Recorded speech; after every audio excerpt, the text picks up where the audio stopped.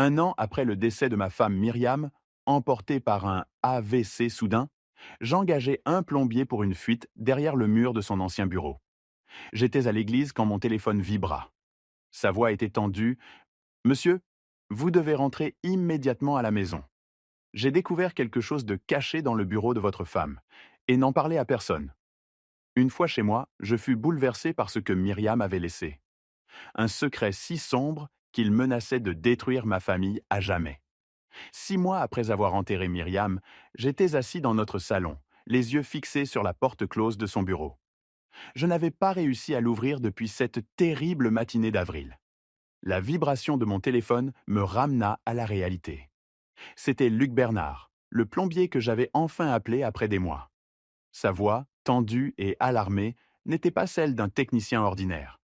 Vous devez rentrer tout de suite, monsieur Dubois. J'ai trouvé quelque chose. Quelque chose que vous devez voir. Il marqua une pause, puis ajouta: Mais ne venez pas seul, monsieur Dubois. Amenez votre fils, vos 2 fils, si vous en avez. La ligne se coupa. Je laissai mon chariot à moitié rempli au rayon fruits et légumes de Carrefour et fonçai chez moi, les jointures blanches sur le volant.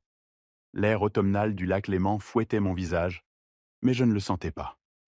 La camionnette de Luc était là, un mauvais présage. Il m'accueillit à la porte, le visage pâle sous son bronzage, sa chemise de flanelle poussiéreuse.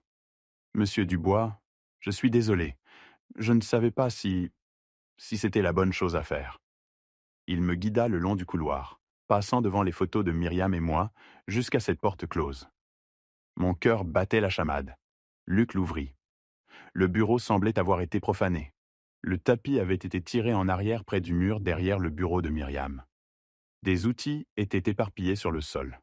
Et le mur, il avait disparu. Complètement retiré, il laissait apparaître des poutres en bois et l'obscurité. La fuite était juste derrière, expliqua Luc d'une voix tendue. J'ai dû ouvrir le mur, mais monsieur Dubois... Il pointa sa torche dans la brèche. Il y a quelque chose que vous devez voir. Je m'approchai. Le faisceau lumineux révéla un espace caché, délibérément aménagé entre les murs du bureau de Myriam et la salle de bain attenante, peut-être 1,50 m sur 1,80 m. Le placo-plâtre du côté caché n'avait jamais été peint. Ce n'était pas une vieille bizarrerie architecturale des années 80. Quelqu'un l'avait construit récemment, en secret.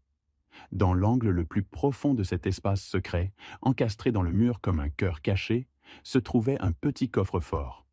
« Je ne l'ai pas ouvert, » dit rapidement Luc. « Je n'ai touché à rien. Ma femme l'avait caché. Myriam, qui avait tout partagé avec moi pendant 42 ans, avait construit une pièce secrète dans notre maison sans dire un mot. Le coffre-fort était équipé d'une serrure numérique à 4 chiffres. Mes mains tremblaient tandis que je composais notre date d'anniversaire. 06-15. Le 15 juin 1982, le jour où nous avions promis de tout partager, de n'avoir aucun secret. La serrure s'ouvrit d'un déclic. À l'intérieur, dans l'obscurité, 3 choses attendaient. Une clé USB, un journal relié en cuir que je reconnus comme étant celui de Myriam, et une pile de dossiers, chacun étiqueté d'un nom écrit de sa main précise et soignée. Je les sortis un par un, mon esprit refusant de traiter ce que je voyais. Denis, mon fils. Céleste, ma belle-fille. Docteur Marc Durand. Docteur Marc Durand, notre médecin de famille. Elliot Sutherland, mon associé depuis 30 ans, mon meilleur ami. Monsieur Dubois. Quelqu'un est passé par là, dit Luc. Regardez la poussière. Il avait raison. Le faisceau lumineux révéla des traces de pas dérangés. Quelqu'un avait déjà fouillé. Luc se sentit mal à l'aise. Appelez la police et votre fils. Il y a quelque chose de profondément dérangeant ici. Mon téléphone vibra. Denis. Je fixai son nom, mais je ne pus répondre. Pas avant d'avoir compris ce que diable ma femme m'avait caché. Luc s'éclaircit la gorge. Je vous laisse un peu d'intimité, monsieur Dubois. Ses yeux exprimaient de l'inquiétude. Soyez prudent. Votre femme a tout fait pour cacher cela. J'acquiesçai. Luc s'en alla, me laissant seul avec les secrets de Myriam. Je pris le journal. Le cuir, poli par ses mains, recelait ce qu'elle ne m'avait pas confié. La pensée me transperça. La première page était datée de mars 2023, plus d'1 an avant sa mort. Je lus son écriture familière. « Monsieur Dubois, si vous lisez ceci, C'est que je ne suis plus là. Et ce n'était pas un accident. Le journal me glissa des mains. Plus rien ne serait normal. Je verrouillai le bureau. La pluie tambourinait contre la fenêtre. Je m'assis à son bureau et rouvris le journal. Mes mains tremblaient en tournant les pages. Des mots écrits en secret, car Myriam savait que quelque chose de terrible allait arriver. Le 15 mars 2023, elle nota « Discrépance dans les comptes de l'entreprise. Denis déplace de grosses sommes.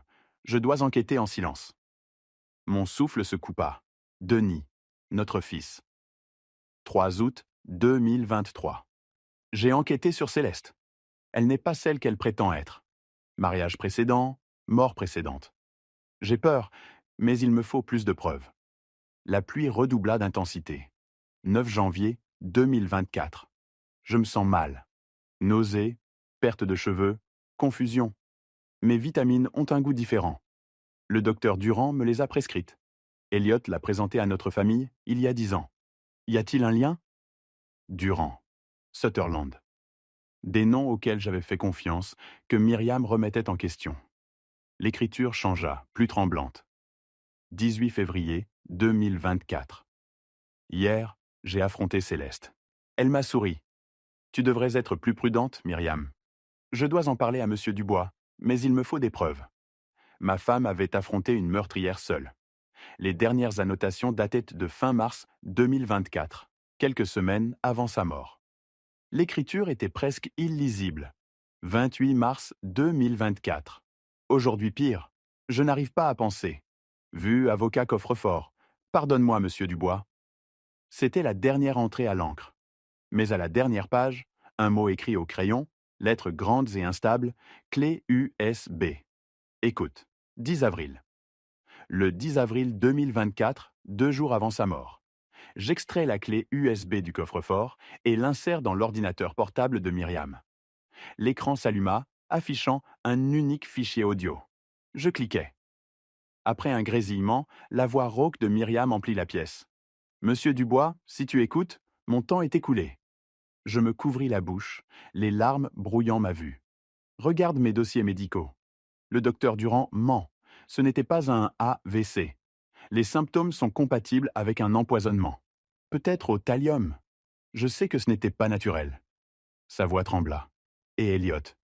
Il ne m'a jamais pardonné de t'avoir choisi. Je pensais qu'il avait tourné la page, mais je me suis trompé. Il nous a présenté Durand. Il a prêté de l'argent à Denis quand il était désespéré. Il a toujours été là, Monsieur Dubois, à l'affût. Une longue pause. J'ai laissé des preuves à mon avocat.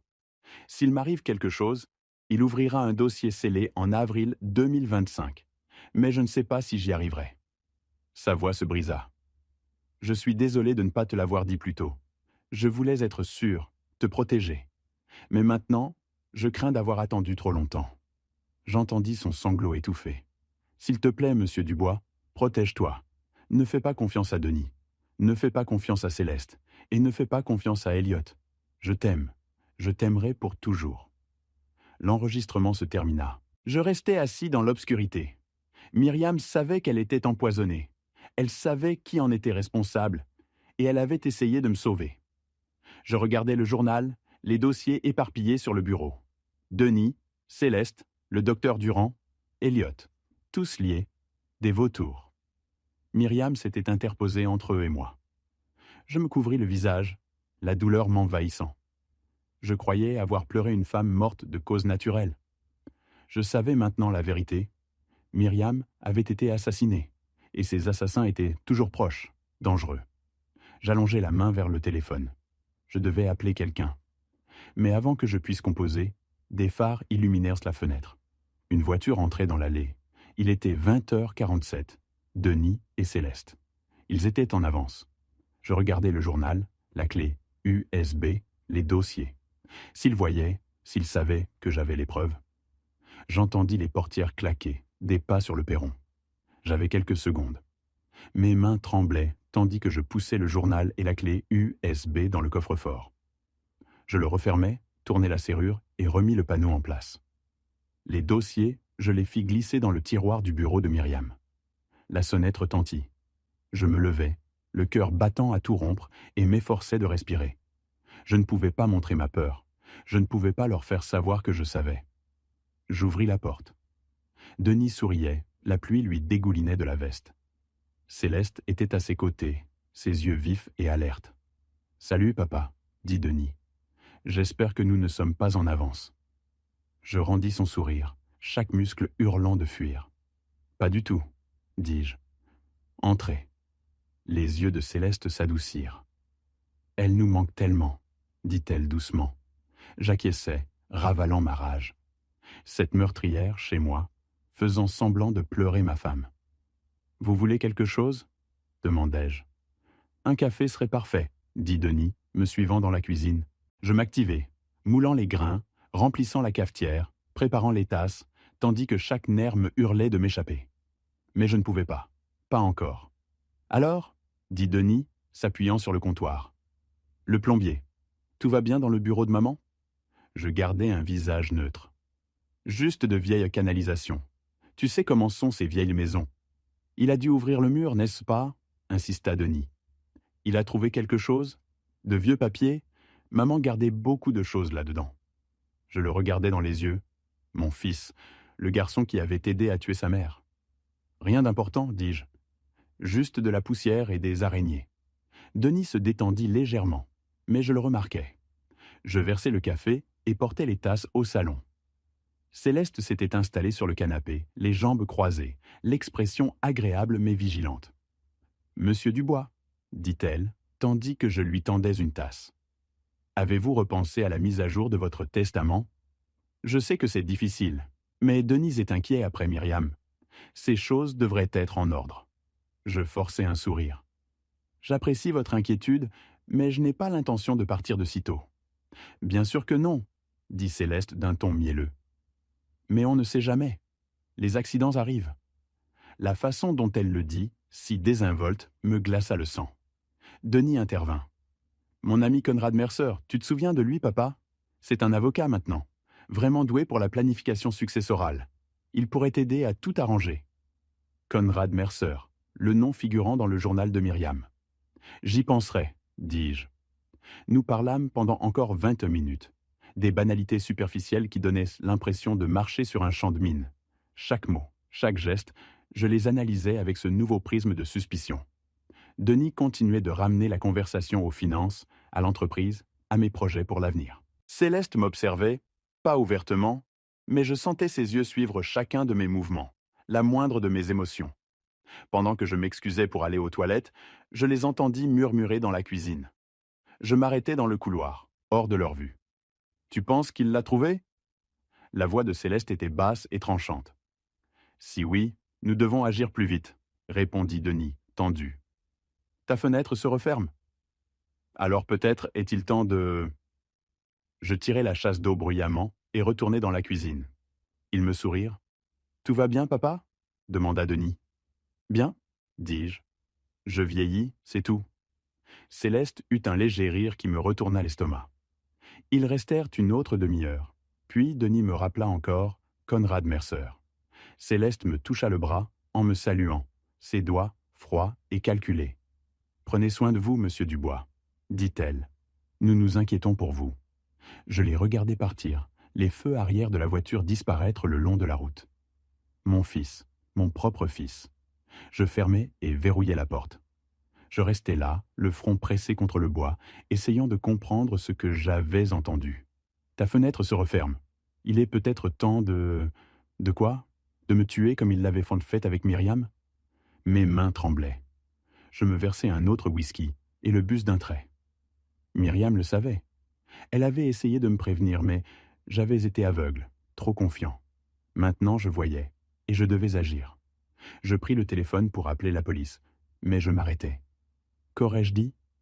Que mon fils et ma belle-fille avaient murmuré quelque chose de suspect, que j'avais trouvé le journal de ma femme décédée. Ils m'auraient pris pour un vieil fou, bouleversé par le chagrin. J'avais besoin de plus. J'avais besoin de preuves. Je posai le téléphone et commençai à vérifier fenêtres, portes, serrures. Myriam m'avait appris à être observateur. Ce fut alors que je la vis. Dans le salon, près du canapé où Céleste s'était assise, se trouvait une petite lampe décorative. Un cadeau de Denis et Céleste. Je la pris, la tournai, et là, encastrée dans la base, il y avait une minuscule caméra, pas plus grande qu'un bouton. La lentille était encore chaude au toucher. Il m'observait. Depuis combien de temps? Des jours? Des semaines? Je reposais la lampe, le cœur serré. Il savait, ou du moins, il le soupçonnait. Voilà pourquoi ils étaient revenus. Pour voir si j'avais trouvé quelque chose, pour comprendre ma réaction. Et maintenant, ils regardaient, attendaient, planifiaient. Je regardais autour de moi. Combien d'autres caméras y avait-il? Depuis combien de temps m'espionnaient-ils chez moi? J'éteignis la lampe. Je les laissais regarder l'obscurité. Je ne dormis pas cette nuit-là. À 7 heures du matin, la caméra cachée enveloppée dans un chiffon sur le siège passager, je passais l'appel que j'aurais dû faire des mois auparavant. À 8 heures, je montais 3 volets de marche dans un vieil immeuble du centre d'une ville du nord de la France. Sur la porte, des lettres dorées annonçaient « Richard Moreau, investigation privée ». Je frappais et entrais. Le bureau était petit mais ordonné. Richard Moreau, mince, nerveux, les yeux vifs, se leva de son ordinateur. « Monsieur Dubois ». Il me serra la main et m'invita à m'asseoir. Je posai sur son bureau la clé USB, le journal de Myriam et la caméra. 6 mois de douleur résumés pour un inconnu. Ma femme est morte il y a 6 mois, commençai-je. AVC, selon le médecin. Mais elle a laissé un journal et un enregistrement. Elle ne croyait pas à une mort naturelle. Je lui racontai tout.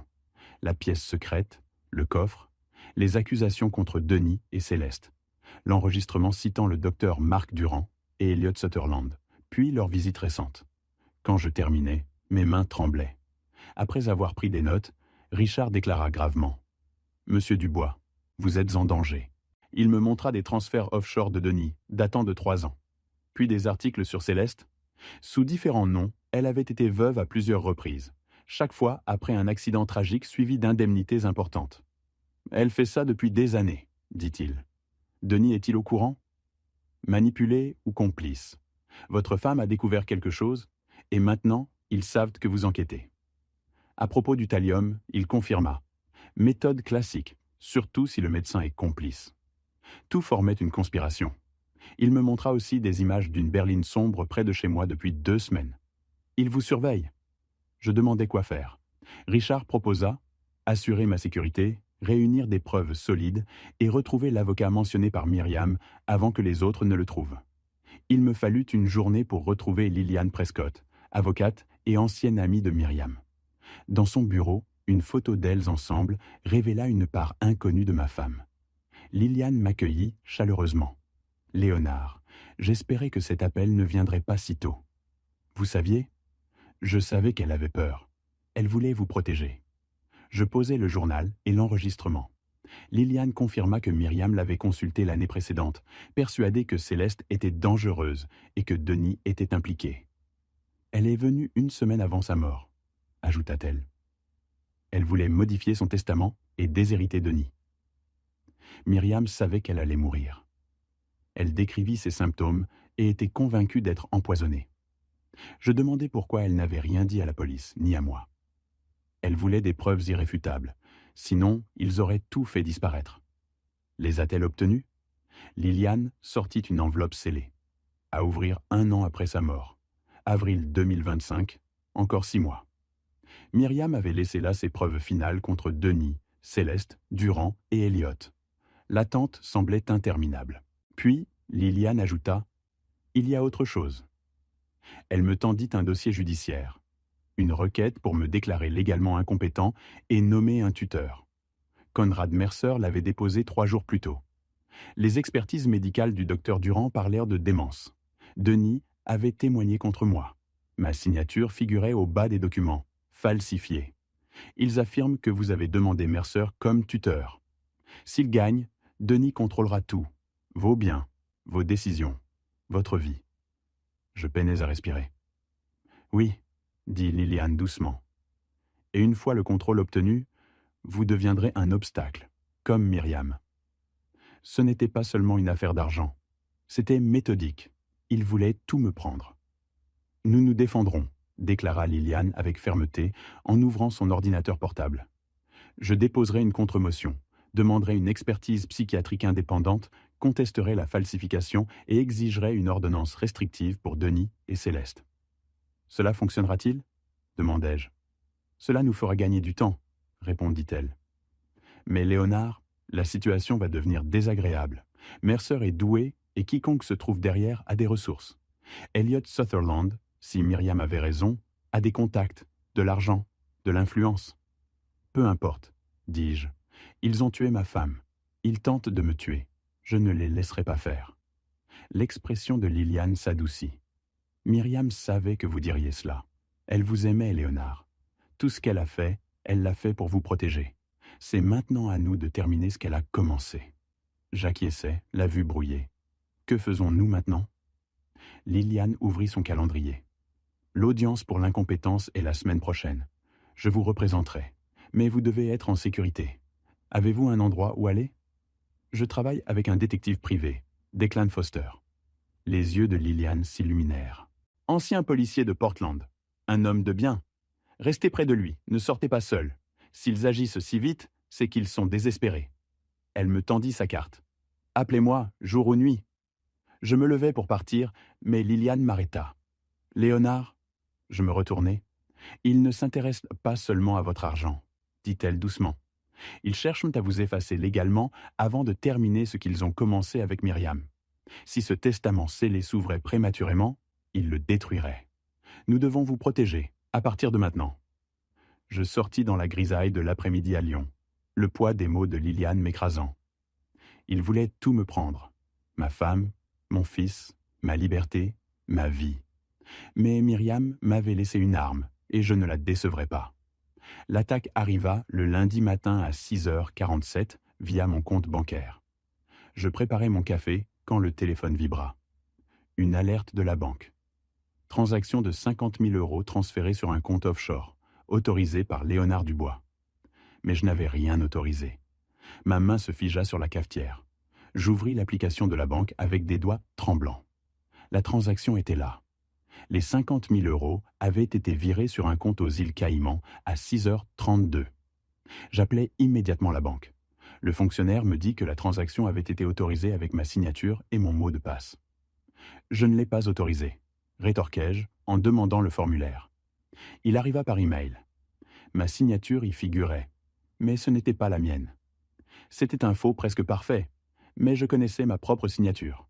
Le fonctionnaire me dit que sans preuve, il ne pouvait pas annuler la transaction. Je devrais déposer une plainte formelle, ce qui prendrait 4 à 6 semaines. Je raccrochai, la rage bouillonnant dans ma poitrine. Le téléphone sonna à nouveau. Denis. Je répondis « Salut papa », dit-il avec une fausse préoccupation. La banque m'a appelé en tant que contact d'urgence. Ça va ? Tu as été un peu confus ces derniers temps avec les finances ? C'était du gaslighting. Je vais bien, dis-je. Juste une erreur. Tu es sûr ? Insista-t-il, me rappelant que Myriam gérait tout. Peut-être as-tu simplement oublié d'avoir autorisé le virement. Je serrai le téléphone. Peut-être as-tu raison, mon fils. Tout cela est difficile. Sa voix s'adoucit avec une fausse compassion.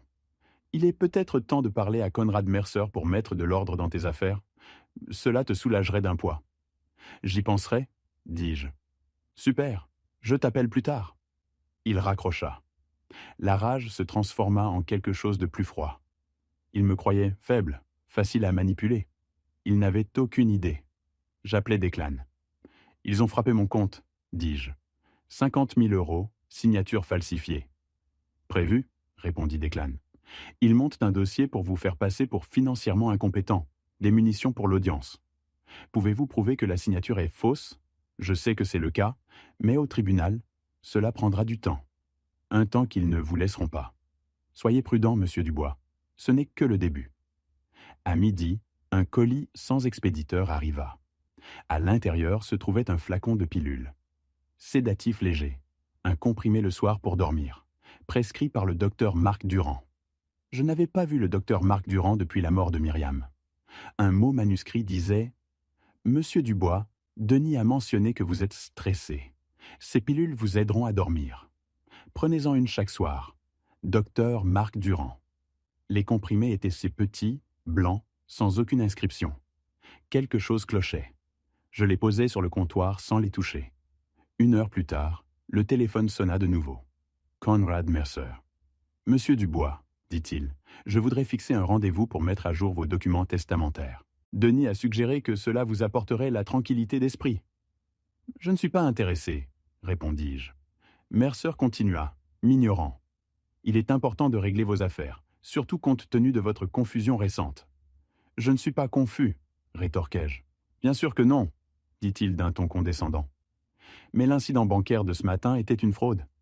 C'est une accusation grave, monsieur Dubois. Vous sentez-vous bien ?» Je raccrochai. L'étau se resserrait. Fraude financière, intervention médicale, pression légale. On m'attaquait de toutes parts. J'étais épuisé. J'essayais de penser lucidement, avec le flacon du docteur Marc Durand toujours sur le comptoir. Puis Declan appela. « Monsieur Dubois, j'ai quelque chose, » dit-il, la voix pressante. J'ai fait analyser les vitamines que Myriam prenait. Du thallium, à forte concentration. Le docteur Marc Durand l'empoisonnait lentement. Les symptômes imitent un AVC. Perte de cheveux, confusion, nausée. Quand elle s'est effondrée, personne n'a rien soupçonné. Mes mains tremblaient. Ils l'ont tué? Oui. Et monsieur Dubois? La voix de Declan se fit dure. Ne prenez pas ces pilules que le docteur Marc Durand vous a envoyées. Je parie qu'elles sont droguées pour vous rendre confus, vous faire oublier. Ils sont en train de monter un dossier pour vous faire passer pour mentalement instable. Et une fois qu'ils auront le contrôle légal. Il n'eut pas besoin de finir. Je savais ce qui arriverait ensuite. Declan m'appela à minuit. J'étais déjà éveillé quand le téléphone s'illumina. Je répondis aussitôt. Declan annonça. « Je l'ai trouvé, monsieur Dubois, ou plutôt, ses 3 identités. » Céleste Ashford n'était pas son vrai nom. Elle l'avait déjà fait 2 fois. J'allumai la lampe, notant les révélations. Declan avait analysé l'ADN de Céleste, trouvant de multiples correspondances. Sa première identité, Valérie Whitman, mariée à Spencer Reed dans le Colorado, 2005 à 2008. Spencer était mort dans un accident de randonnée, déclaré accidentel. Valérie avait encaissé 800 000 € et disparu. Sa deuxième identité, Vivian Blackwood, mariée à Nolan Bennett en Californie, 2008 à 2010. Nolan était mort sur le lac Léman dans une explosion. Vivian avait encaissé 1,5 million d'euros et disparu. Puis elle était devenue Céleste. En 2014, elle était apparue à Portland, faisant des recherches sur notre famille pendant 6 mois avant de rencontrer par hasard Denis lors d'un événement en 2015. Elle avait laissé des traces numériques, accédant à des registres publics et financiers. Elle connaissait notre valeur. Tout était planifié. La question était, quand Denis avait-il compris? Victime ou complice? Je ne connaissais plus mon fils. Declan m'envoya une photo. D'un gala, Denis et Céleste souriant, avec la légende Mars 2015, leur première rencontre. En arrière-plan, Elliot Sutherland les observait. Il était là, à leur première rencontre. Declan confirma, Elliot était impliqué dès le début, orchestrant la rencontre. L'affaire était plus complexe, monsieur Dubois. Elliot, mon vieil ami et parrain de Denis, avait tout planifié depuis près d'1 décennie. « Pourquoi ?» demandai-je. « Je ne sais pas encore, mais je vais le découvrir. » Je posai le téléphone. Myriam avait tout découvert. Declan avait trouvé ses dossiers d'enquête cryptés. Elle enquêtait sur Céleste depuis des mois. Une note de février 2024 disait « Aujourd'hui, j'ai confronté C au sujet de son passé. Elle sait que je sais. » Le sang me glaça. C'est alors que les symptômes de Myriam avaient recommencé. Elle a confronté Céleste, et Céleste l'a tuée. Declan confirma. Myriam avait découvert la vérité. Céleste avait agi vite, et le docteur Marc Durand avait augmenté le poison. En avril, Myriam n'était plus là. Ma femme, si courageuse, avait affronté une assassine pour nous protéger. « Monsieur Dubois, Céleste est dangereuse, » avertit Declan. « Elle a déjà tué. Elle ne s'arrêtera pas. Elle a planifié pendant des années, avec Elliot qui la couvre. Argent, ressources, connexions. » Je demandais quoi faire. Declan répondit de monter le dossier, en contactant des enquêteurs dans le Colorado et en Californie pour rouvrir les cas de Spencer Reed et Nolan Bennett. S'ils prouvaient un schéma, ils impliqueraient le FBI. Mais cela prendrait du temps. Combien? Quelques semaines. Je n'ai pas quelques semaines, dis-je, tremblant. Ils essaient de me faire déclarer incapable. L'audience est la semaine prochaine, m'assura Declan. Ils ne gagneront pas. Liliane s'en charge et je témoignerai sur les fausses signatures et la surveillance. Nous les arrêterons, monsieur Dubois, mais vous devez rester en vie. Je regardais la pièce sombre.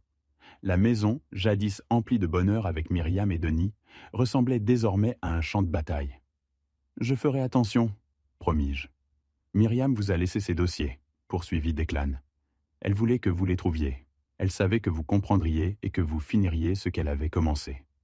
Je fermai les yeux, les larmes coulant sur mes joues. Je ne la décevrai pas, murmurai-je. Je sais, répondit Declan. Reposez-vous, je vous appelle demain. Il raccrocha. Assis dans l'obscurité, les mots de Myriam me tourmentaient. Céleste l'avait tuée parce qu'elle connaissait la vérité. Maintenant que je la connaissais moi aussi, j'étais le prochain. Le samedi après-midi, dans le bureau de Declan, au milieu de photos et de documents bancaires, je reconstituais la vérité sur l'homme que, pendant 30 ans, j'avais appelé mon meilleur ami. Declan étala une chronologie. La victime n'était pas un corps, mais ma vie entière. Depuis le début, demandai-je, la voix faible. Declan me montra un annuaire de l'Université de l'Oregon, 1963 à 1965. Je l'ouvris. Myriam et Elliot, jeunes et amoureux.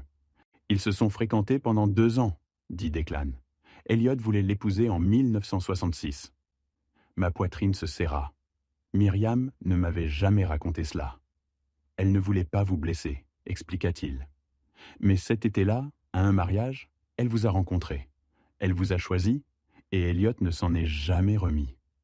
Il me montra un document, un enregistrement d'entreprise à Seattle, 1967.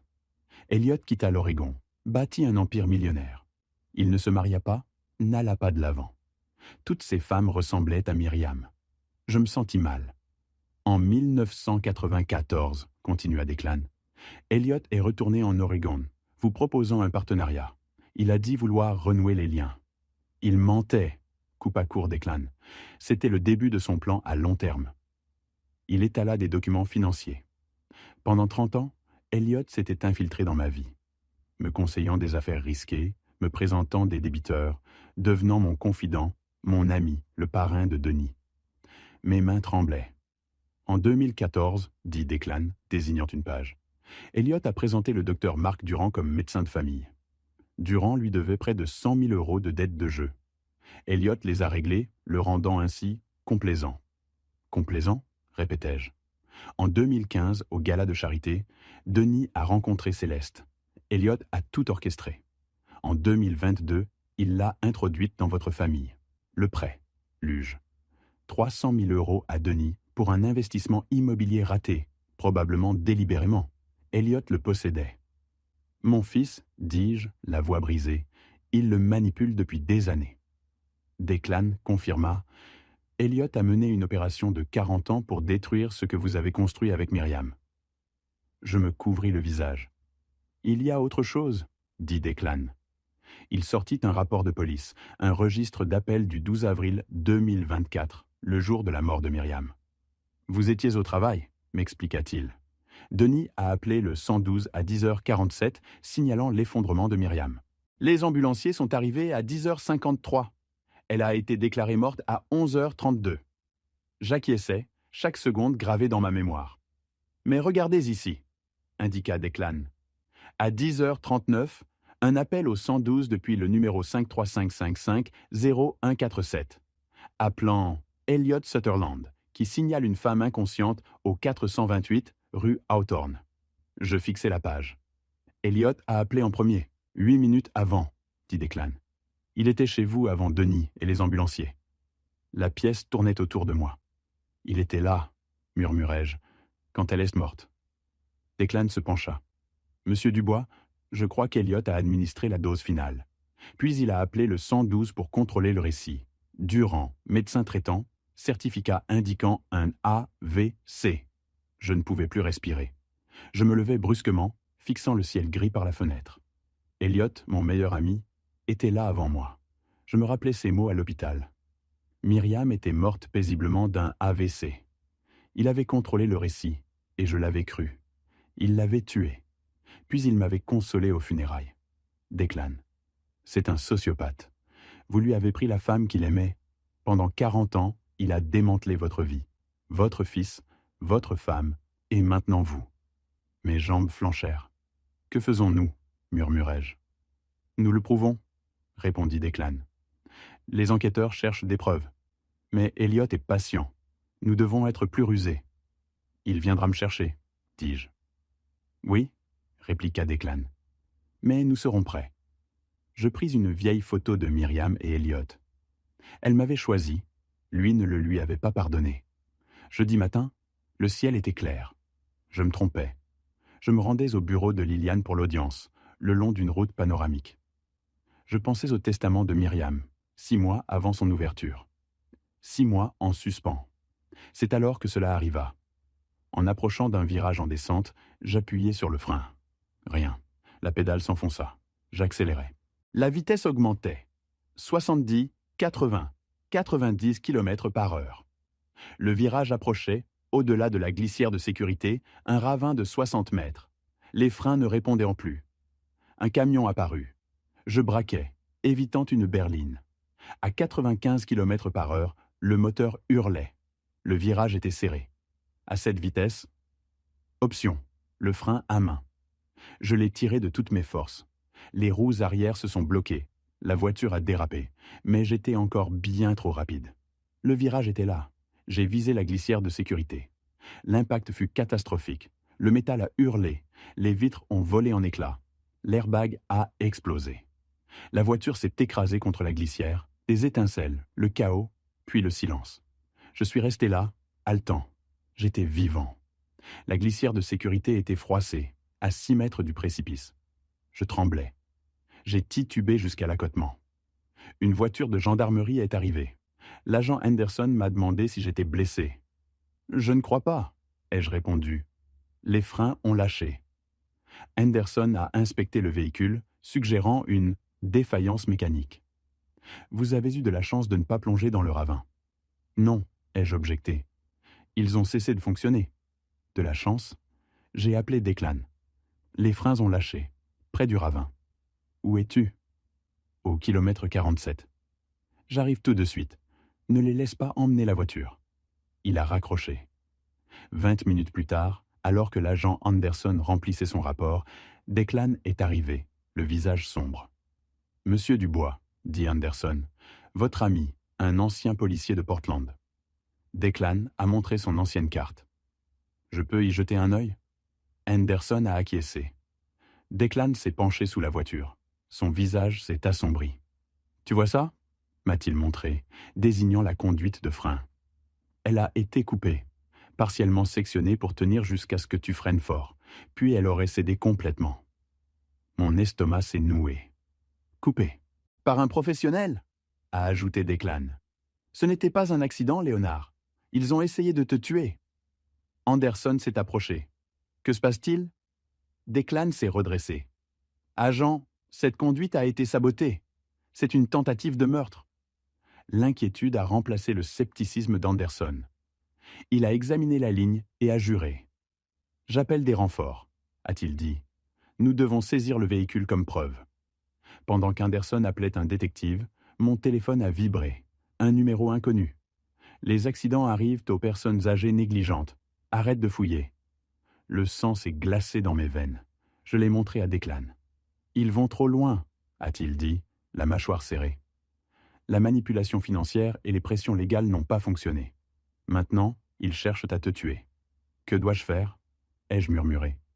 Tu ne vas nulle part seul, a répondu Declan. Nous devons agir plus vite. J'appelle la police fédérale. C'est une affaire nationale. La dépanneuse a emporté ma voiture l'après-midi. Declan m'a ramené chez moi en silence. Dans l'allée, il s'est tourné vers moi. Tu ne peux plus rester ici seul. Ils savent où tu habites. Ils sont entrés chez toi. Ils ont saboté la voiture. Je sais. Je reste cette nuit. Demain, je t'emmène dans un endroit sûr. J'étais trop épuisé pour protester. D'accord. En entrant dans la maison que j'avais partagée 40 ans avec Myriam, je me sentais prisonnier. Une semaine plus tard, Denis m'a invité à dîner. Je n'aurais pas dû accepter, mais je l'ai fait. Au téléphone, sa voix semblait pleine de remords. Liliane et Declan m'avaient prévenu que c'était un piège. Pourtant, une part de moi voulait encore croire en mon fils. Declan a insisté pour que je porte un micro caché sous ma chemise. Jeudi à 19 heures, je suis arrivé au gratte-ciel où vivaient Denis et Céleste, tous de verre et d'acier. Denis m'a accueilli avec une étreinte forcée, Céleste avec un sourire trop parfait. L'appartement était impeccable, impersonnel, sans photo. Ils ont servi du vin. J'ai fait semblant de boire. Denis parla de malentendu, prétendant que le transfert bancaire visait à m'aider, une opportunité d'investissement. Céleste ajouta que le chagrin pouvait troubler l'esprit et qu'il voulait seulement me soutenir. Leur ton me faisait douter de moi-même, mais je restais neutre. Au dîner, elle annonça avoir préparé le plat préféré de Myriam, poulet braisé au vin rouge. L'ironie me noua l'estomac. Je fis semblant de manger, déplaçant la nourriture dans l'assiette et cachant un morceau dans ma serviette. Le médecin m'a conseillé de manger léger, expliquai-je. Céleste évoqua ensuite la panne de frein avec une fausse compassion. Je soutins son regard. Oui, fortuit. La conversation dériva vers Conrad Mercer, qu'il présentait comme le meilleur avocat possible. Je rappelai que j'avais déjà Lillian Prescott. Céleste sourit froidement, insistant sur les relations de Mercer. Vers 21h30, je partis, épuisé. Denis me raccompagna. Pense à ce qu'on a dit, on est de ton côté. Sur le chemin du retour, je me sentais presque victorieux. J'avais résisté, enregistré la conversation et évité le repas. J'avais gagné. À 23h45, je me réveillai en agonie, une douleur fulgurante à l'estomac. Je titubais jusqu'à la salle de bain en vomissant, la vue brouillée, puis je m'effondrais. « Declan » murmurai-je. Il entra en courant, appela les secours et me souleva. Le trajet jusqu'à l'hôpital fut un tourbillon de lumière. Aux urgences d'un hôpital parisien, la docteure Helena Cross déclara « Monsieur Dubois, il y a du thallium dans votre organisme. Quelqu'un vous a empoisonné. » Je ris amèrement. Comme ma femme. Elle prévint la police. 2 détectives arrivèrent vers 3 heures, prirent ma déposition et interrogèrent Denis et Céleste. Declan resta auprès de moi, furieux. 1 heure plus tard, les policiers revinrent. Mon fils et sa femme niaient tout, et aucune preuve n'avait été trouvée. Sans éléments physiques, nous ne pouvons arrêter personne. Leur avocat, Conrad Mercer, est arrivé, élégant et froid. Il a parlé d'incidents et les a emmenés. Et c'est ainsi que cela s'est terminé. Aucune arrestation. J'étais alité à l'hôpital sous perfusion, tandis que Declan promettait qu'il ne me toucherait plus. 2 semaines plus tard, j'ai dû faire face à une nouvelle réalité. Au tribunal, mon fils cherchait à me faire déclarer incapable. La salle était petite et tendue. Denis était assis avec Mercer, m'évitant. Liliane était à mes côtés. La juge Dorothy Lang a ouvert l'audience. Mercer a parlé de déclin cognitif, a montré une vidéo où je trébuchais dans la cuisine et a appelé le docteur Marc Durand. L'homme a juré que je souffrais de démence précoce et qu'il le documentait depuis des mois. Puis Mercer a présenté un virement de 50 000 € et a appelé Denis, qui a dit que j'étais confus, paranoïaque, changé après la mort de Myriam. Cela m'a brisé le cœur. Liliane s'est levée. Elle a rappelé au tribunal que Denis devait des millions à l'entreprise familiale et qu'il contrôlerait cette dette si j'étais déclaré incapable. La juge a accordé la question. Denis a admis. Pendant la pause, j'ai dit à Liliane que nous allions perdre. « Non », a-t-elle répondu. À la reprise, elle a présenté une expertise indépendante commandée par la docteure Cross. J'étais cognitivement intact. Puis, elle a montré que la signature sur le virement était fausse et que les dossiers médicaux n'indiquaient aucun déclin avant les médicaments du docteur Durand. La juge est devenue attentive. Enfin, Liliane a fait écouter un enregistrement de Myriam, 2 jours avant sa mort. Sa voix a dit que si j'étais déclaré incapable, ce serait un mensonge et qu'il fallait surveiller notre fils et sa femme. J'ai fermé les yeux, tandis que Denis pâlissait. La juge a prononcé la sentence. La demande a été rejetée. J'étais capable de gérer mes affaires. Elle a également ordonné une enquête sur un possible abus financier. Mercer a protesté, mais l'audience a été levée. C'était fini. Dehors, Liliane m'a serré la main. Sur le parking, j'ai vu Elliot Sutherland appuyé contre sa voiture. « Nous devons parler », a-t-il dit. Declan a essayé de l'arrêter, mais Elliot a proposé un accord. J'ai refusé, mais j'ai accepté de le rencontrer dans un parc au bord du lac Léman où nous avions été amis 30 ans plus tôt. Declan observerait de loin. L'après-midi était froid, le lac agité. Elliot était sur notre banc habituel. Je me suis assis à distance. Je lui ai dit que je savais tout. Myriam, le ressentiment, Durand, Céleste, le prêt à Denis. Il est resté calme.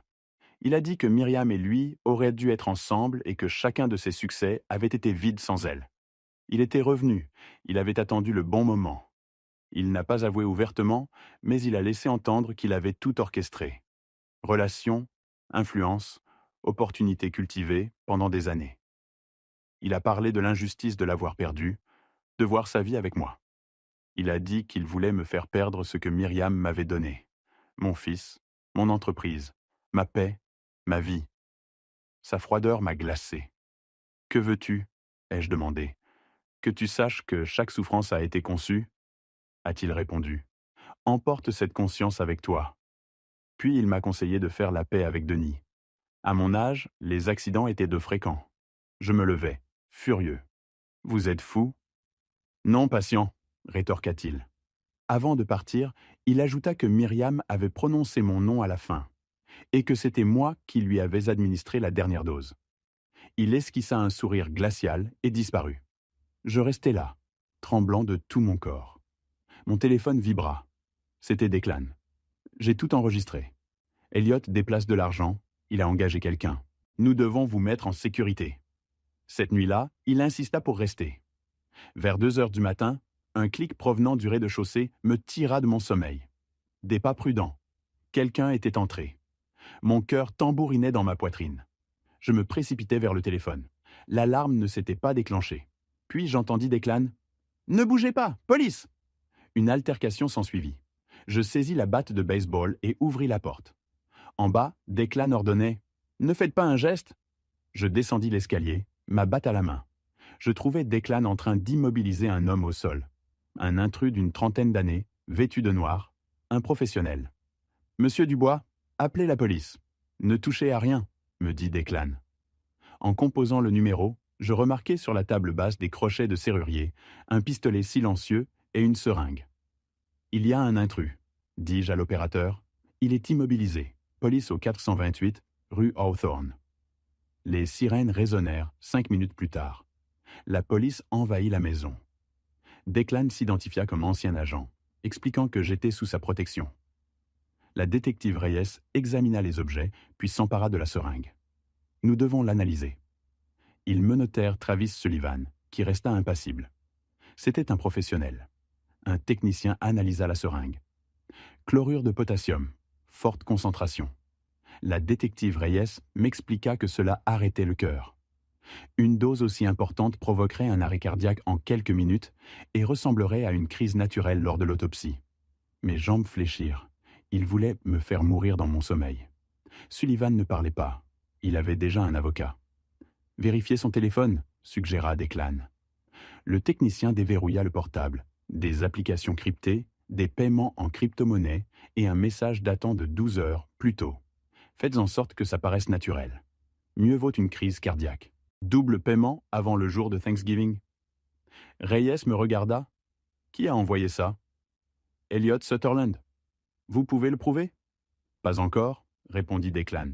Mais nous y parviendrons. Reyes passa un appel. Affaire fédérale. La détective Reyes déclara l'affaire fédérale. Meurtre sur commande, lié à la mort de Myriam. L'agente Harper Sinclair du FBI arriva à 4 heures du matin. Après avoir examiné les preuves et interrogé Sullivan, elle s'assit à ma table. « Monsieur Dubois, c'est une enquête fédérale. Vous êtes sous protection. » J'acquiesçai, épuisé. Sinclair demanda toutes les preuves contre Elliot Sutherland. Declan confirma que nous avions tout. Sinclair me demanda la raison de cette échéance du jour de Thanksgiving. Le testament scellé de Myriam me revint à l'esprit, ouvrable seulement en avril 2025, 1 an après son décès. Le jour de Thanksgiving tombait en novembre. Sinclair insista sur d'autres liens avec cette date. Je me souvins alors que Denis et Céleste m'avaient invité à leur dîner de Thanksgiving. Sinclair conclut « Il prépare-t-il quelque chose? Si Sullivan a échoué, Ils recommenceront. C'est lié à ce jour. Le sang me glaça les veines. Un piège. Que faisons-nous demandai-je.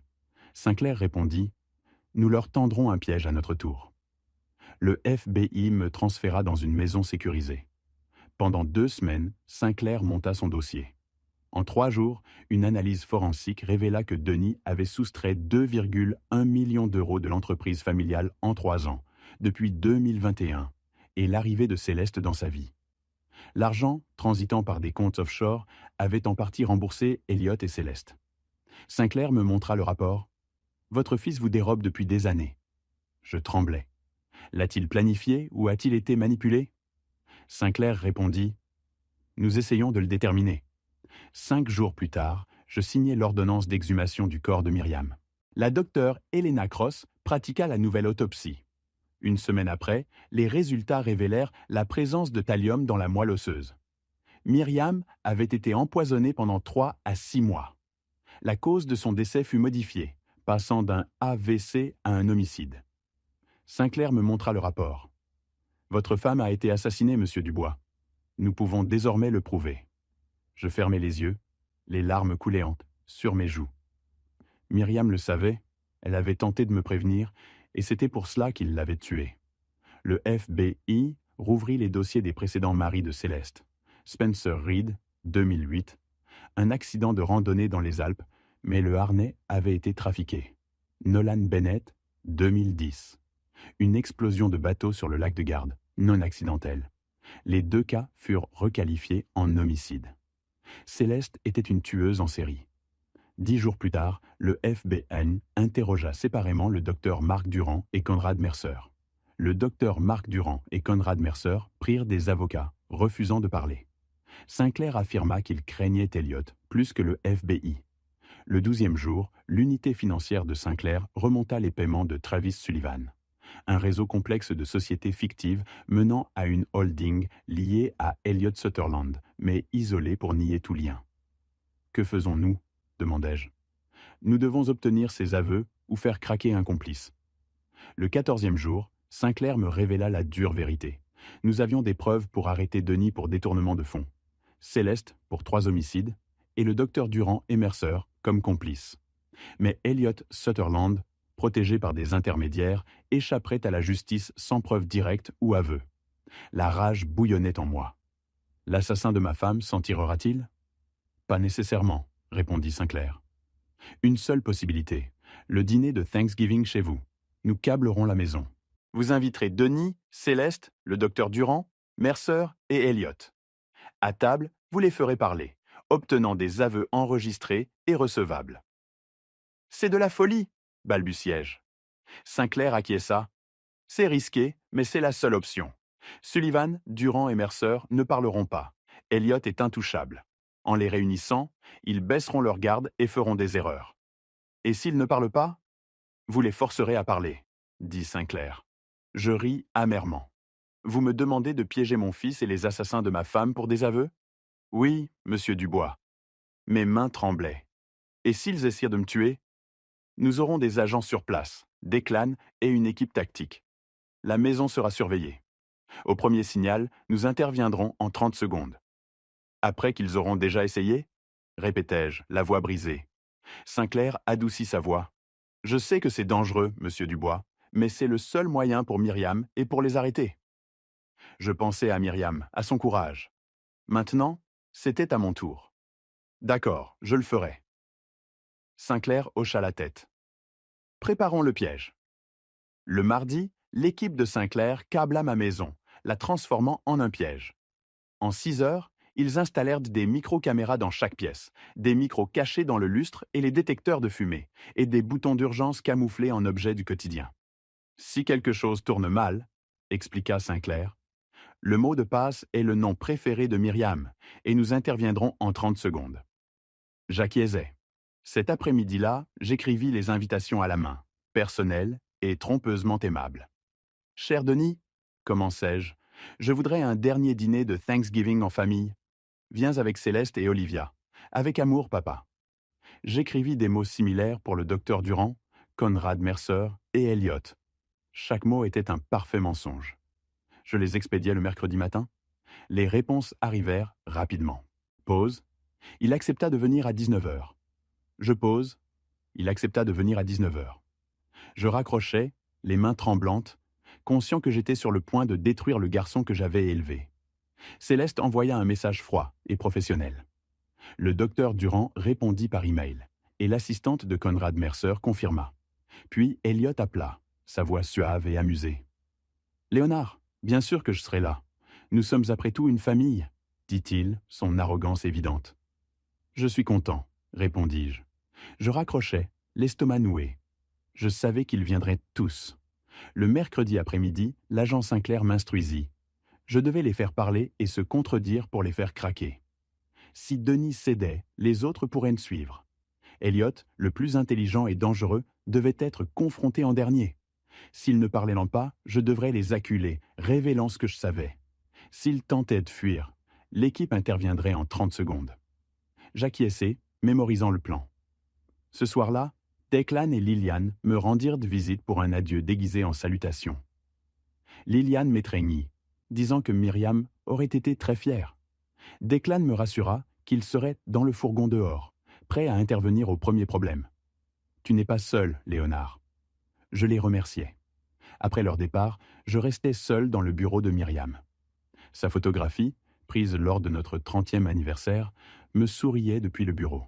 « Je finirai ce que tu as commencé, » lui promis-je. « Je les ferai payer. Je suis désolé de ne pas avoir pu te protéger. » Je sentais sa présence chaude et constante. Elle avait toujours été plus courageuse que moi. J'écrivis une lettre à ma petite fille Olivia, âgée de 8 ans. Je lui dis que je l'aimais énormément, que son père avait fait de mauvais choix, mais qu'elle était innocente. Je l'exhortais à être courageuse, intelligente et à se souvenir que l'amour est plus fort que la haine. Je scellai la lettre, laissant les coordonnées de Liliane pour toute éventualité. Le jour de Thanksgiving arriva, froid et gris. J'enfilai le costume bleu foncé que Myriam aimait, celui qui, disait-elle, me rendait distingué. Devant le miroir, à 65 ans, j'étais prêt à affronter ceux qui me voulaient juste mort. Je n'avais pas peur, seulement de la rage et de la détermination. La voix de l'agent Sinclair grésilla dans l'oreillette cachée dans mon col. J'étais microphoné, la vidéo et l'audio étant actifs. Le mot de passe était le nom préféré de Myriam. « Dites-le et nous interviendrons immédiatement. Êtes-vous prêt ?» me demanda-t-il. Je regardais la photographie de Myriam. 40 ans d'amour contre 40 ans de haine d'Elliot. « Finissons-en ici, » murmurai-je. À 18h30, je dressai la table avec la belle vaisselle de Myriam, un piège déguisé en dîner de famille. À 18h50, j'entendis la première voiture s'engouffrer dans l'allée. Mes mains étaient fermes, mon esprit lucide. J'ouvris la porte. Ils arrivèrent un par un, chacun arborant un masque de civilité sur des consciences coupables. À 19h, tous étaient attablés chez moi, pour ce qui s'annonçait comme le dernier des soupers. J'observais Denise et Céleste à ma droite, Elliot à ma gauche, le docteur Durand et Conrad Mercer en face de moi. Mes voisins, Harold et Irene Sutton, étaient assis à l'extrémité comme un gage de normalité. La table était magnifique, Myriam en aurait été fière. De brèves conversations superficielles s'échangèrent autour des hors-d'œuvre, tandis que chacun s'observait. Je jouais l'hôte affable. « Merci à tous d'être venus, » dis-je. « Cette année a été difficile. » Denis s'agita sur sa chaise. « Papa, ça compte beaucoup. La famille doit rester unie. » Je souris. « La famille ? Oui, c'est justement de cela que je veux parler. » La pièce devint silencieuse. À 19h, je me levai et tapotai mon verre de vin. « Merci à tous d'être présents ce soir, » dis-je. « Certains d'entre vous, je les connais depuis des décennies. Certains, je croyais les connaître. » L'atmosphère se tendit. Je me tournai vers le docteur Durand. « Marc, dis-je, tu as signé le certificat de décès de ma femme. Cause, AVC. Mais tu n'as jamais ordonné d'autopsie. » Le docteur Durand posa sa fourchette. « Monsieur Dubois, je ne crois pas que ce soit le moment. »« J'ai fait exhumer le corps de Myriam, » l'interrompis-je. « Une nouvelle autopsie. Elle a été empoisonnée au thallium pendant des mois. » Je fis glisser le rapport sur la table. Le docteur Durand pâlit. « Je n'en avais aucune idée. »« Vraiment ?» demandai-je. Je sortis mon téléphone et lançai un enregistrement du FBI. La voix du docteur Durand, datant de plusieurs mois, Le déclin du patient progresse comme prévu. Puis celle d'Elliot. Bien, tiens-moi au courant. La pièce se glaça. Le docteur Durand balbutia. C'est sorti de son contexte. Vraiment? Répliquai-je. Le FBI a 6 autres enregistrements similaires. Harold Sutton était horrifié. Monsieur Dubois, qu'est-ce que tout cela signifie? S'il vous plaît, restez assis, Harold, dis-je doucement. Vous êtes désormais des témoins? Je me tournai vers Conrad Mercer. Conrad, dis-je, tu as déposé des documents légaux me déclarant incapable. Tu as falsifié ma signature. Mercer se leva d'un bond. Je m'en vais. C'est tout à fait inapproprié. Declan sortit de la cuisine, bloquant la porte. Asseyez-vous, monsieur Mercer, dit-il. Le dîner n'est pas terminé. Mercer, le visage écarlate, se rassit. Je sortis une pile d'emails imprimés et surlignés. Ce sont tes échanges avec Denis, dis-je. Accélérer le processus. Le faire paraître naturel. Voulez-vous expliquer? Mercer resta silencieux, la mâchoire serrée. Puis je m'adressai à Céleste. Ma belle-fille était immobile, l'expression indéchiffrable. Céleste, dis-je. Ou devrais-je t'appeler Valérie Viven? Ses yeux se plissèrent. J'exposai son histoire comme un procureur. Valérie Whitman, 2008, mariée à Spencer Reed. Mort dans un accident de randonnée. Tu as encaissé 800 000 euros. Je posai sur la table une photo, le baudrier endommagé de Spencer. Le FBI l'avait réexaminé. Il avait été saboté. Céleste ne s'y a pas. Chef Vivian Blackwood, 2010, mariée à Nolan Bennett. Mort dans une explosion de bateau. Tu as encaissé 1,5 million d'euros. Une autre photo, des débris du bateau étiquetés. Des traces d'accélérant. L'explosion n'avait pas été un accident. Je disposais les photos du FBI sur la table. Harold et Irene Sutton étaient bouleversés. Irene tenta de se lever. « S'il vous plaît, leur dis-je, restez. Vous devez entendre cela. » Irene se rassit. « Et maintenant, dis-je, revenant à Céleste, tu es ici, mariée à mon fils. Et 6 mois après ton entrée dans nos vies, ma femme est morte. » L'expression de Céleste ne changea pas. Elle était de glace. « Machiavélique, dis-je doucement. Tu trouves des hommes riches, tu les épouses, tu les tues et tu passes au suivant. » Une histoire intéressante, répliqua Céleste, calme. Mais tu ne peux pas prouver que j'ai quelque chose à voir avec Myriam, n'est-ce pas? Je ne peux pas? Demandai-je. Je posai sur la table le dernier document, un registre financier. Le FBI avait retracé des paiements d'un compte offshore vers le docteur Durand, le même compte qui recevait des virements de Denis et, avant cela, d'Elliot. Céleste se leva, faisant grincer sa chaise. « C'est de la folie, dit-elle.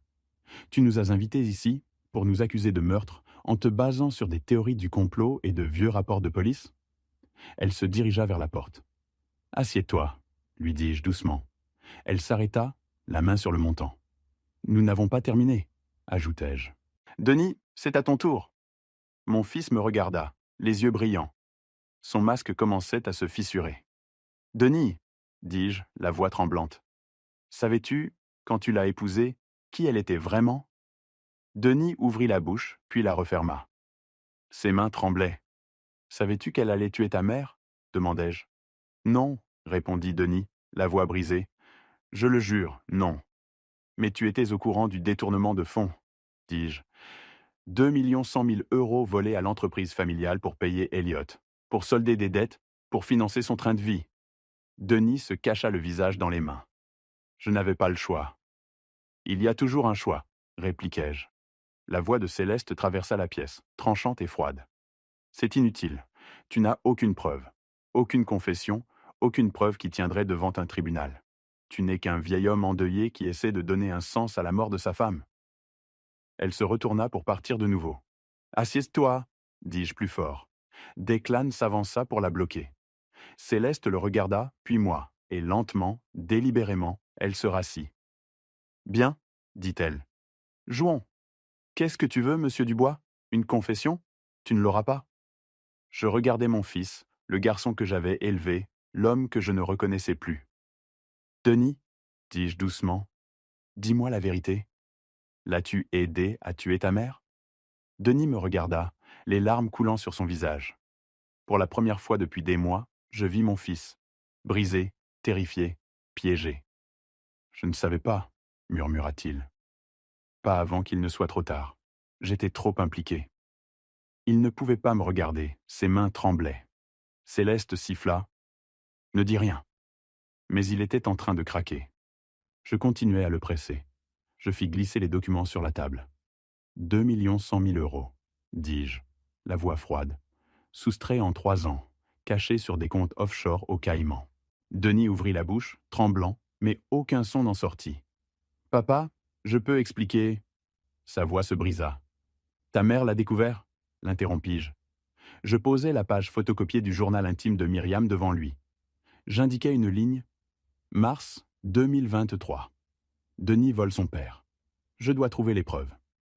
Je lus les mots. Denis tressaillit. Ta mère a passé les 6 derniers mois à enquêter sur toi, continuai-je, la voix tremblante. La femme qui t'a aimé plus que sa propre vie. Elle pleurait chaque nuit. Je ne voulais pas ça, sanglota Denis. J'étais submergé par les dettes. Un investissement avait mal tourné. Elliot a dit qu'il pouvait m'aider. Céleste l'interrompit brusquement, mais il ne s'arrêta pas. Je suis désolé, papa. Je n'ai jamais voulu ça. Il disait que maman ne souffrirait pas. Le docteur Marc Durand a promis qu'elle partirait sereinement. Je n'ai jamais pensé qu'elle le découvrirait. Sa voix se brisa. J'avais juste besoin d'argent. J'étais faible. Puis, il était trop tard. Savais-tu qu'ils allaient tuer ta mère ? Denis secoua violemment la tête. Pas au début. Je pensais que c'était pour vous distraire, gagner du temps. Mais quand j'ai compris, elle savait déjà. Elle a confronté Céleste en février, dit-il en regardant Céleste, et Céleste a dit qu'il était trop tard. Si je n'avais pas continué, j'aurais été fini moi aussi. La pièce devint immobile. C'était le plan d'Elliot, murmura Denis. Il a tout orchestré. Je me tournai vers Elliot Sutherland, mon ami depuis 30 ans. Il était immobile, un verre de vin à la main. 30 ans, Elliot, dis-je, la voix glaciale. Tu as joué une très longue partie. Elliot posa le verre. Léonard, ton fils est en train de faire une crise. Appelons des avocats et un psychiatre. Tu étais chez moi quand Myriam est morte, dis-je. Tu as appelé le 15-8 minutes avant Denis. Pourquoi ? Le sourire disparut du visage d'Elliot. Il scruta la table. Puis il me regarda, et je vis la haine de 40 ans. Il se leva, le masque était tombé. Sa voix devint froide et venimeuse. Très bien, Léonard. Tu veux la vérité ? Oui. J'ai tout planifié, dit-il, les yeux brillants. J'ai submergé Denis de dettes. J'ai introduit Céleste, sachant qui elle était. 2 maris morts. Je l'ai choisi pour une raison. Il rit. J'ai fait chanter le docteur Marc Durand avec 300 000 € de dettes de jeu. Assez pour le ruiner, pour assurer son obéissance. Sa voix tremblait de rage. J'ai regardé Myriam souffrir, sachant qu'elle t'avait choisi, toi. Elle a appelé ton nom à la fin. J'étais là. Je lui ai tenu la main. Et même mourante, elle t'a encore choisi, toi. Sa voix devint féroce. Alors je me suis assuré que tu perdes tout ce qu'elle aimait. Ton fils, ton entreprise, ta vie. C'est ça, la justice. Un silence pesant s'installa. Puis, une voix puissante déchira l'air. FBI. Personne ne bouge. Les portes s'ouvrirent à la volée. Des agents en tenue tactique firent irruption, leurs ordres claquant dans la pièce. Le docteur Marc Durand hurla. « Mains en l'air !» Mercer s'effondra. Denis fondit en larmes. Céleste restait immobile, figée. L'agent spécial Harper Sinclair s'avança. « Vous êtes tous en état d'arrestation pour conspiration en vue de commettre un meurtre, fraude financière et crimes fédéraux. » Elliot me fixa, le choc gravé sur son visage. « Tu as tout enregistré. » Je me levai. Myriam m'avait montré la voie. Tandis qu'ils étaient emmenés, Elliot me lança un regard empli de haine. Declan me rassura d'un mot. « Tu y es arrivé ?» Je serrai contre moi la photo de Myriam, ma promesse enfin tenue. 2 mois plus tard, au tribunal, la justice n'eut rien d'une victoire éclatante. J'écoutais les condamnations. Denis Dubois, 15 ans. Céleste Dubois, la perpétuité pour triple homicide. Spencer Reed, Nolan Bennett, le docteur Marc Durand, 20 ans pour conspiration et fraude. Conrad Mercer, 10 ans. Elliot Sutherland, la perpétuité, avec la peine de mort à l'étude, reconnue comme le cerveau de tous les crimes. Le marteau du juge s'abattit, et je me sentis vide. Une semaine après, je rendis visite à Denis en prison. « Papa, je n'attends pas ton pardon, » murmura-t-il. « Mais maman t'aimait plus que tout. Elle disait que tu étais le meilleur des hommes. »« Je sais, mon fils, » parvins-je à articuler. À la mi-janvier, le testament de Myriam révéla des preuves accablantes contre Elliot, des éléments qu'elle avait patiemment rassemblés durant 20 ans. Dessous se trouvait une lettre. « Mon très cher Léonard, tu as survécu. Tu es plus fort que je ne l'imaginais. Je suis désolé de ne pas t'avoir tout dit. J'ai cherché à te protéger. Vis pleinement pour nous deux. Je t'aime. Pour toujours. » Je serrai la lettre contre moi et pleurai. Declan vint me allouant 50% des fonds à allouant 50% des fonds à la fondation. J'ai reconstruit ma vie avec Declan et Liliane, la famille que j'avais retrouvée. Je transformai le bureau de Myriam en une bibliothèque commémorative. Chaque mardi et jeudi, je faisais du bénévolat à la fondation, aidant d'autres personnes à affronter l'obscurité. Un soir de mars, devant la tombe de Myriam, je déposai des lits blancs. « Tu m'as sauvé, » murmurai-je. « Tes preuves, ta préparation, ton amour ont suffi. J'honorerai le temps que tu m'as donné. Personne ne souffrira comme nous. » Je m'agenouillai.